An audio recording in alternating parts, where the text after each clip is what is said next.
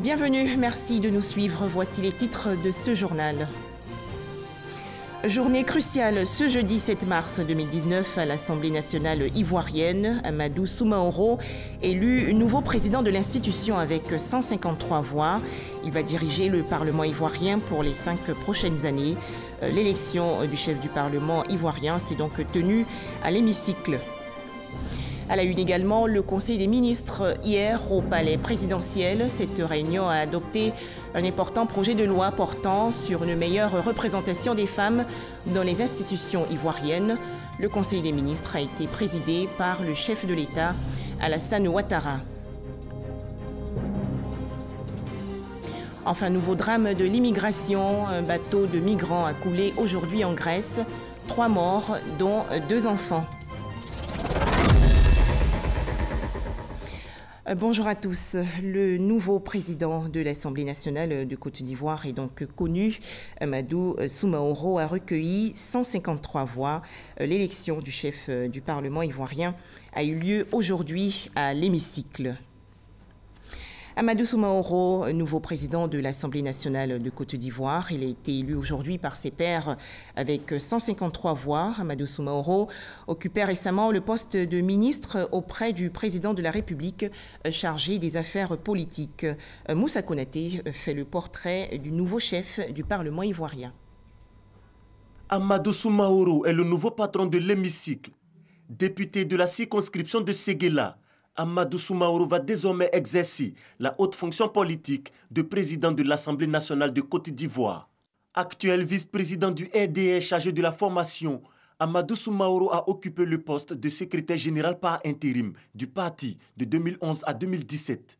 Il est nommé en février 2016 président du directoire du RHDP, le Rassemblement des Oufouettistes pour la démocratie et la paix, avec la lourde tâche, l'élaboration des textes pour la création du RHDP. Mais avant, Amadou Soumaoro a déjà occupé des fonctions gouvernementales. Il a été ministre du Commerce de 2002 à 2005. Avant son élection à la tête du Parlement ivoirien ce jeudi 7 mars 2019, il occupait le poste de ministre auprès du président de la République chargé des affaires politiques. C'est donc un homme averti qui accède au perchoir pour écrire une nouvelle page de l'histoire de la Côte d'Ivoire. L'Assemblée nationale de Côte d'Ivoire a été créée en 1960. Elle comprend un bureau, des commissions techniques et des groupes parlementaires. Découvrons maintenant cette institution dans son intégralité avec Herman Guivet.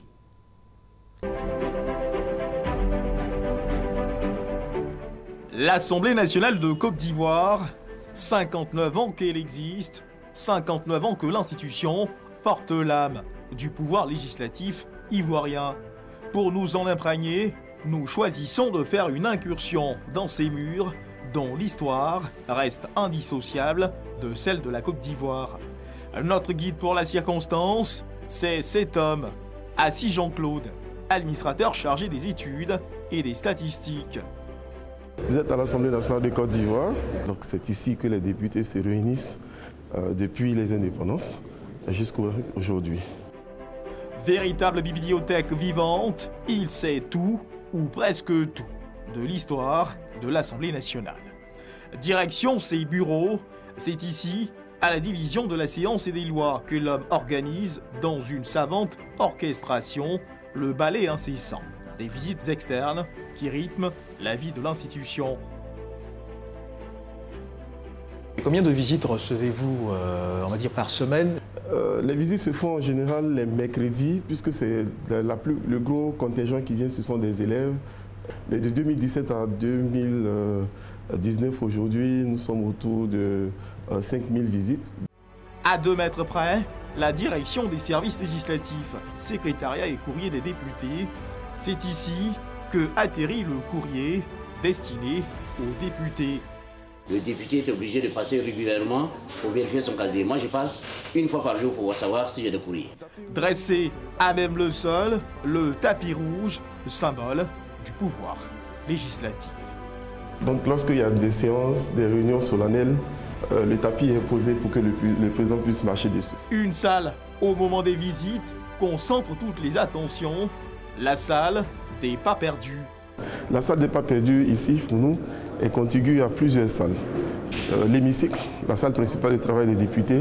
Et puis ici, les bureaux du président, dont l'entrée est de l'autre côté, avec son cabinet. Et le secrétariat général de l'Assemblée nationale est juste à côté. Et puis de l'autre côté, vous avez la salle des fêtes. Et levés sur les murs, les portraits des présidents qui se sont succédés à la tête de l'institution.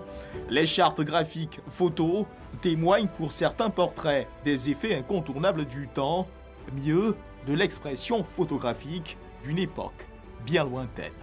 Pour toute personne désireuse d'en savoir plus sur ces hommes prestigieux, notre guide a toujours un mot. Le Conseil général de Côte d'Ivoire avec pour président Auguste Denis. Après ici, il va rester pendant longtemps directeur du cabinet du président de la République, Félix Houphouët-Boigny. Victor Kapli-Guégué, il va rester en place jusqu'en 1953. Houphouët va présider aux destinées de l'Assemblée territoriale de 1953 à 1959. Et Philippe Yassé, donc, il sera élu premier président de l'Assemblée nationale de Côte d'Ivoire moderne. En 1980, lorsque les députés seront élus, ils vont se réunir à leur première séance et ils vont élire comme président Henri Konan Bédié, qui va rester en fonction jusqu'en 1993. Après Henri Konan Bédié, Charles Bozade Onvaï, Émile Attabrou, puis Mamadou Koulibaly. Enfin, Soro Kigbaforu Guillaume, le tout dernier. Le 12 mars 2012, Soro Kigbaforu Guillaume sera élu donc président de l'Assemblée nationale de Côte d'Ivoire. Il sera réélu président de l'Assemblée nationale de Côte d'Ivoire en 2017 jusqu'à sa démission le 8 février dernier. La cerise sur le gâteau, la voici. La mythique salle de l'Assemblée nationale nous ouvre ses portes. Lieu de débat direct et de discussion parfois houleuse, la salle fait peau neuve pour accueillir l'événement. Des sculptures portent elles aussi l'histoire du bâtiment. La plupart de ces sculptures ont été achetées par le président Yassé. Et une petite salle en réfection attend également d'être à nouveau utilisée. C'est une salle qui est toute ronde et qui sert de salle de réunion au bureau de l'Assemblée qui comprend les 27 membres, le président plus les vice-présidents, les secrétaires et les questeurs. Et puis elle sert également de salle de réunion à la conférence des présidents. Plus qu'un bâtiment, une institution chargée d'histoire. Une histoire qui, comme un livre, se laisse découvrir à quiconque désire le parcourir. Autre actualité nationale, le chef de l'État, Alassane Ouattara, a présidé hier au palais présidentiel le traditionnel Conseil des ministres, le 7e, faut-il le préciser, de l'année 2019. Cette réunion a adopté un important projet de loi portant sur une meilleure représentation de la femme dans les institutions ivoiriennes, notamment l'Assemblée nationale, le Sénat et les différents conseils municipaux et régionaux. Les précisions de Jérôme Kofi Abola. Le Conseil des ministres tenu ce mercredi 6 mars 2019 au palais présidentiel.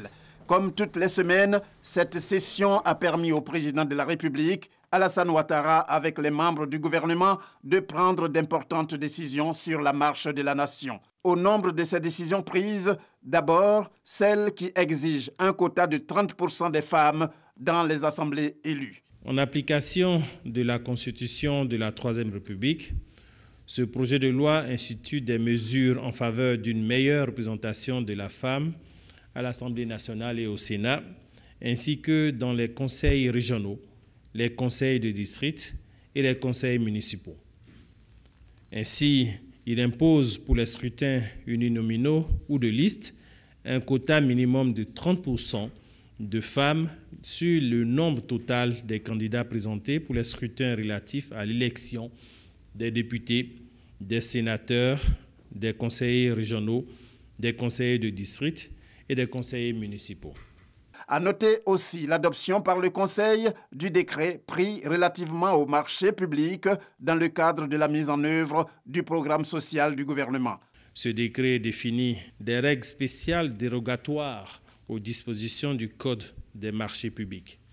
Ces règles exceptionnelles ont pour effet de réduire considérablement les délais réglementaires prévus pour les procédures de passation des marchés publics. Ces délais sont ainsi ramenés à 51 jours pour l'appel d'offres ouvert et 40 jours pour l'appel d'offres restreint, contre une norme réglementaire de 88 jours. Le gouvernement entend par ces aménagements accélérer l'acquisition des biens et services ainsi que la réalisation diligente des activités des infrastructures prévues dans le PS-Gouv en vue d'améliorer activement et durablement les conditions de vie des populations. Une autre mesure prise au cours de ce conseil, celle sur la professionnalisation des administrateurs représentant l'État au sein des conseils d'administration des sociétés du portefeuille de l'État. Ce programme de certification des administrateurs des sociétés publiques est inspiré des meilleures pratiques africaines et européennes.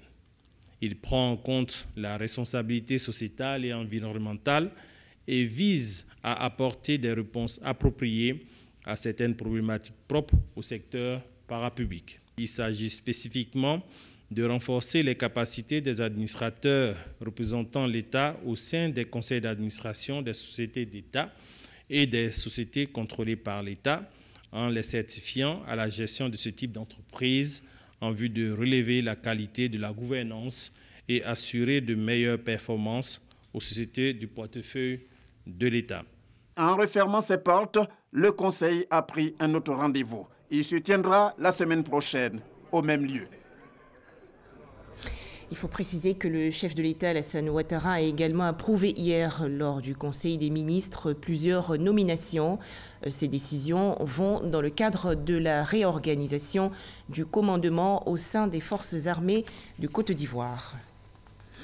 Un tout autre sujet à présent, la titrisation est une technique financière qui consiste à transférer à des investisseurs des actifs financiers en les transformant à travers une société de placement.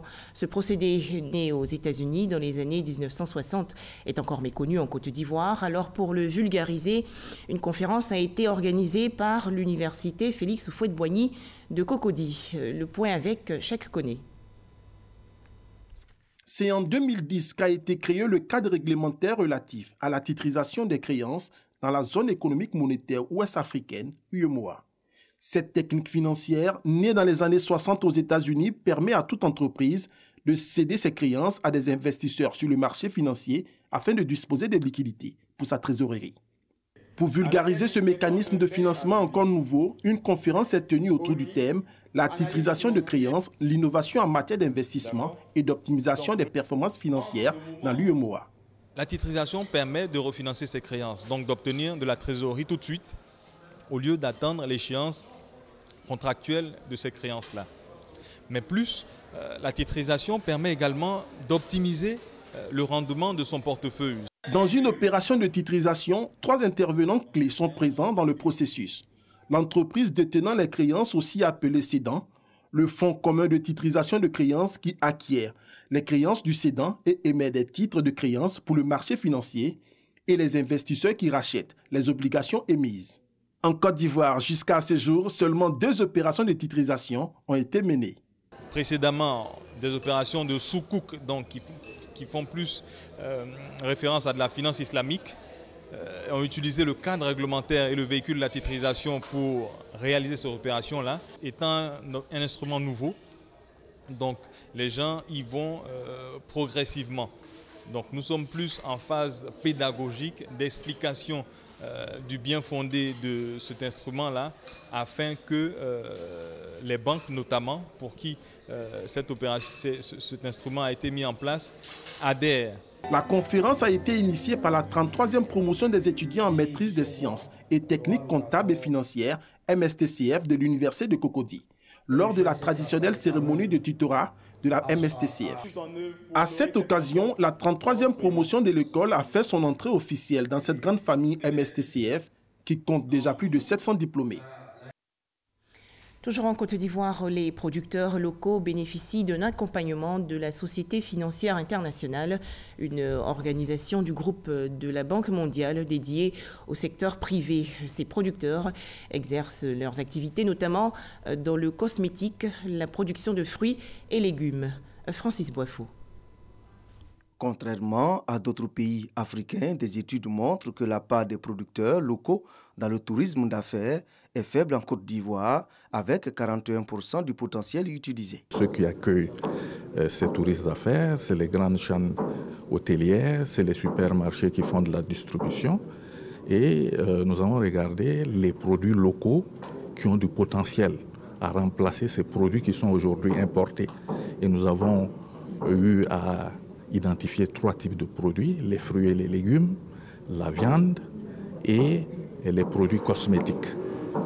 Alors, donc l'idée c'est quoi? C'est d'avoir localement en Côte d'Ivoire des gens qui sont à même de produire donc du savon, du shampoing, des poivrons jaunes, des poivrons rouges, de la viande de haute qualité, de la viande premium comme on dit, et qui sont à même donc de fournir ces hôtels et ces chaînes de distribution. Ces échanges sont initiés par la Société financière internationale SFI du groupe de la Banque mondiale entre les producteurs locaux et les grandes enseignes, en collaboration avec le secrétariat exécutif du cadre de concertation État-secteur privé. Les grandes enseignes reprochent à nos opérateurs de ne pas souvent fournir des produits de qualité. Et même quand les produits sont de qualité, on fournit une fois et après on disparaît. Le programme va aider au renforcement des capacités. Le tourisme d'affaires désigne des activités et consommations de services liés au voyage et séjour d'individus. Il contribue au développement économique. L'ambition du gouvernement dans le plan national de développement 2016-2020 est de faire passer la part du tourisme dans la création de richesses de 4,8% du PIB en 2015 à 7% en 2020. Le tourisme d'affaires en Côte d'Ivoire, c'est environ 3 500 000 touristes en 2017 contre 3 millions l'année précédente. Le pays est la 3e destination en Afrique après le Nigeria et le Maroc. Demain, vendredi 8 mars, la célébration de la Journée internationale des droits des femmes en Côte d'Ivoire. C'est la ville de Bouaké, dans la région de Béké, qui va accueillir la cérémonie officielle. Mais avant cet événement, une marche a été organisée. Il s'agit de commémorer la marche des pionnières de Grand Bassam en 1949. Kader Sogodego de RTI Bouaké. De nombreuses femmes dans les rues de Bouaké. Ne vous fiez surtout pas aux tenues vestimentaires. Seule la volonté de marcher pour la santé et surtout d'imiter leurs dévancières qui, le 24 décembre 1949, ont marché dans la ville historique de Grand Bassam pour réclamer la libération de leur époux emprisonné par le pouvoir colonial. Ce jour-là, certaines ont perdu la vie. L'objectif n'a pas pu être atteint. L'histoire retiendra leur courage, leur engagement pour la liberté.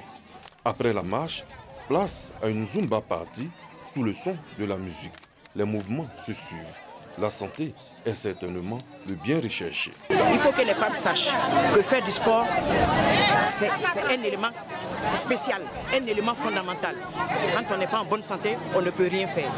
Qui que nous soyons, c'est la santé qui détermine tout. Et donc nous sommes venus montrer à la population de Bouaké qu'il faille faire du sport à tout moment pour garder la forme. Et en plus, naturellement, vous savez, pour les maris, il faut que la femme soit toujours en bonne santé, avoir une très belle forme. Ces femmes sont attendues le 8 mars au Palais du Carnaval pour la célébration de la Journée internationale de la femme 2019 sous le thème « Le numérique, une solution pour l'autonomisation de la femme ». Intéressons-nous encore à la femme, cette fois à la femme mutualiste. La première édition de la Journée internationale de la femme mutualiste s'est déroulée récemment dans le district d'Abidjan. Cet événement veut promouvoir la place des femmes dans la gouvernance des structures mutualistes. Les explications de Sita Soro. Les femmes jouent un rôle essentiel dans la famille. Avec des activités génératrices de revenus, elles participent au bien-être du ménage et de la société en général. Cet engagement des femmes se présente comme un atout pour le développement de la mutualité, d'où la première édition de la Journée internationale de la mutualité, journée dédiée aux enjeux et à la place du leadership féminin. Nous nous sommes aperçus, avec 4 années d'expérience, que les femmes étaient particulièrement indispensables au développement de la mutualité en Afrique. C'est-à-dire qu'elles ont un pragmatisme et elles ont des qualités qui sont très utiles pour la direction des mutuelles. Il faut le reconnaître, des fois bien plus que les hommes. On s'est aperçu notamment, par exemple, que toutes les tontines qui existent dans le pays ou dans la zone, c'est toujours des femmes qui les animent. Donc comme la mutualité ressemble un petit peu, il s'agit de prendre des cotisations, de verser des prestations, eh bien nous avons pensé que vraiment les femmes, leur implication, c'était une chance pour le développement de la mutualité africaine. En Côte d'Ivoire, la participation des femmes dans les mutuelles reste encore faible. On est en train de mettre en place la couverture maladie universelle. C'est difficile parce que c'est nouveau. Et ce n'est pas seulement nouveau en Côte d'Ivoire, mais c'est nouveau dans toute l'Afrique. Et donc les débuts, il y a des balbutiements, mais on est en train de mettre en place tout le mécanisme qu'il faut pour que ça soit une réussite, pour que d'ici peut-être 10 ans, 15 ans, qu'on dise en Côte d'Ivoire, ce n'est plus 20% de la population qui est prise en charge au niveau santé, mais c'est 80%. Ça, c'est notre objectif. Et les femmes, nous sommes prêtes à accompagner le gouvernement dans cette politique-là. Les femmes venues d'Europe et d'Afrique ont partagé leur expérience. C'est de partager avec elles les outils de communication que nous avons mis en place, la formation, les outils de formation pour générer du leadership chez les femmes, parce que même en mutualité, nous avons besoin de travailler sur ce leadership. Nous travaillons aussi sur des accompagnements qu'on appelle mentoring. Ça peut être un président d'une mutuelle qui, dans son conseil d'administration, accompagne une femme élue pour je dirais, lui donner toutes les clés du pouvoir. Se mettre en réseau, un objectif que les dirigeantes mutualistes de différents pays comptent atteindre, ainsi que promouvoir la place des femmes dans la gouvernance des systèmes de santé solidaires. Un inventaire forestier et faunique pour permettre une bonne planification de la reconstitution des forêts ivoiriennes. Ce projet a été lancé récemment par le ministère des Eaux et Forêts.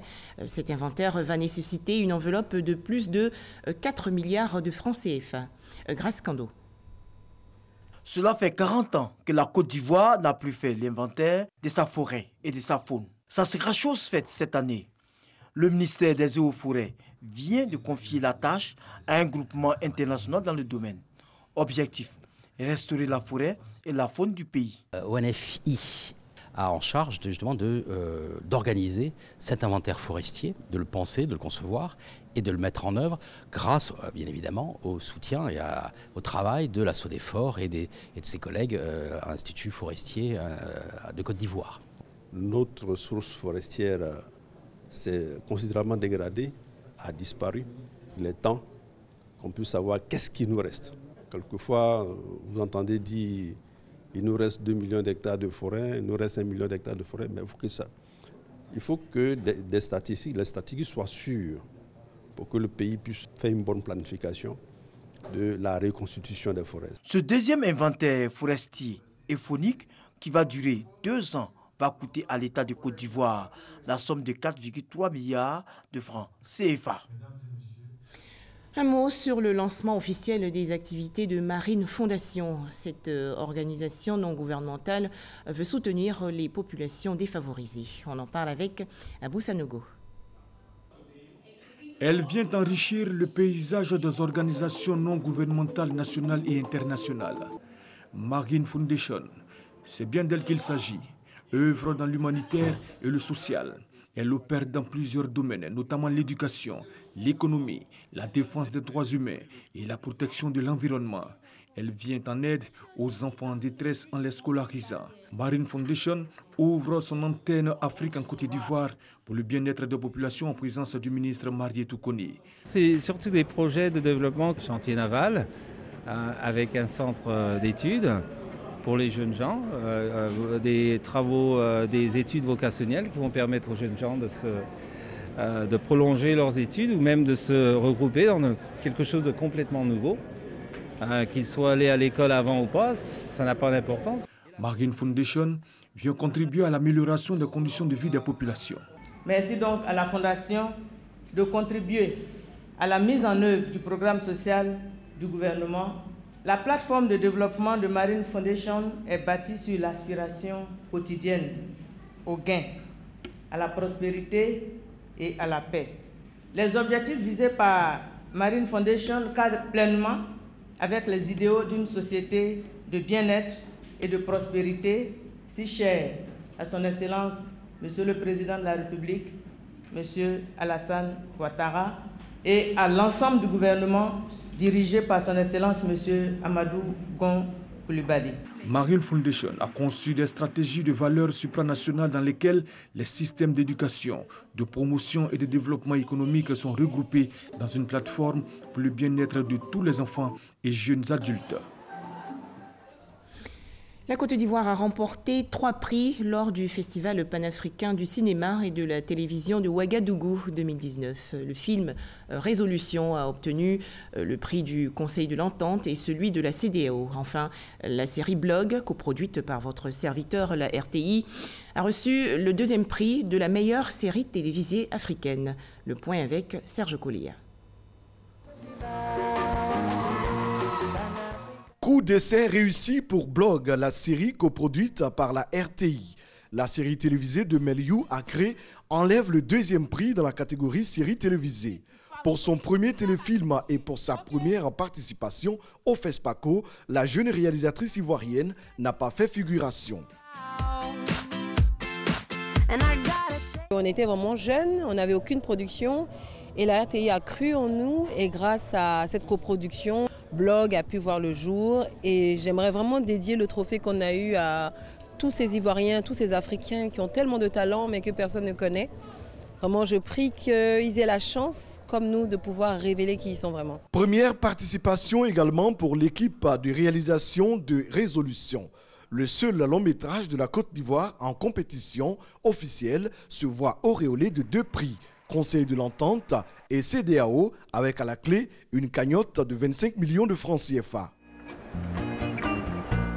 2 prix qui nous tiennent particulièrement à cœur, surtout le prix Félix Houphouët-Boigny. Et c'est avec une grande émotion que nous avons reçu ces prix qui honorent vraiment le travail que nous avons abattu, surtout en tant que jeunes. Ce qu'on souhaite, c'est évidemment plus de financement parce que la fabrication d'un film, c'est beaucoup d'argent.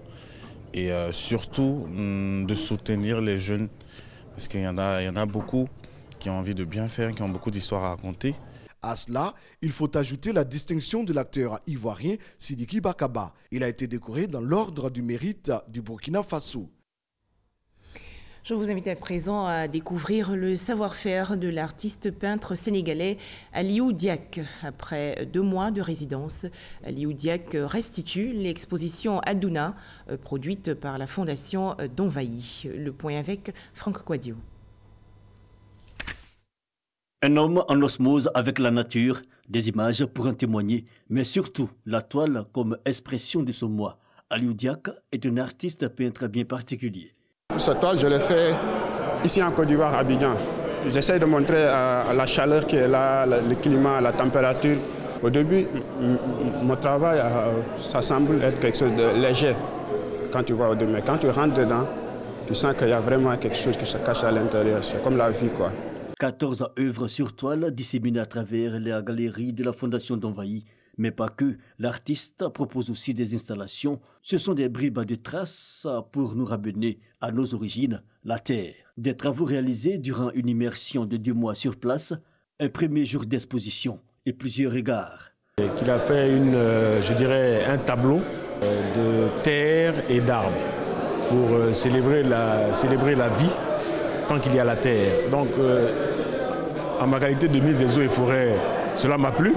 Et ensuite de voir les techniques qu'il utilise pour travailler. On se dit que la datation des peintures rupestres c'est de 3000 ans, 4000 ans et tout. Et étant donné que c'est un artiste contemporain, faire des toiles qui semblent en fait passées, mais dans un présent, ça montre l'intemporalité et l'intemporalité de l'art. Et moi, vraiment, j'ai hâte de parler avec lui tout à l'heure pour qu'il m'explique un peu ce qu'il utilise comme technique, comme coup de pinceau. Offrir la nature au regard, nous ramener à la terre, l'objectif des initiateurs. Adouna, l'exposition s'achève le 21 juin prochain. Environ 3 morts aujourd'hui dans le naufrage d'un bateau de migrants près de l'île grecque de Samos. L'embarcation transportait une 12aine de personnes. À Samos, 4000 demandeurs d'asile sont en attente dans des conditions de vie dénoncées par le Haut Commissariat aux réfugiés. Pour terminer, rappelons que l'Assemblée nationale ivoirienne a un nouveau président, Amadou Soumaoro, a été élu par ses pairs aujourd'hui avec 153 voix. Merci de nous avoir suivis.